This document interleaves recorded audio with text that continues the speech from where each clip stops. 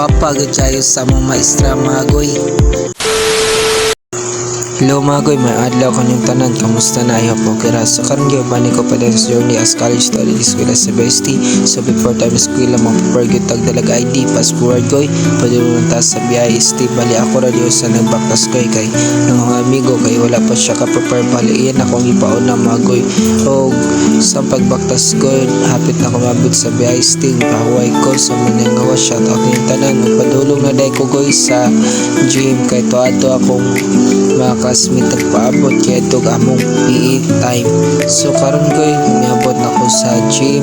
So muna ako mga classmate yun no, nagpaabot ni ma'am kung taon miabot si ma'am goy bali nag-discuss si ma'am ang pinakagwapa nga maestra kung labas sa tanan goy nagipahimulay si ma'am na muno mga nagpirma mi ibutan sa mga pangalan kaya importante daw to para namigrado.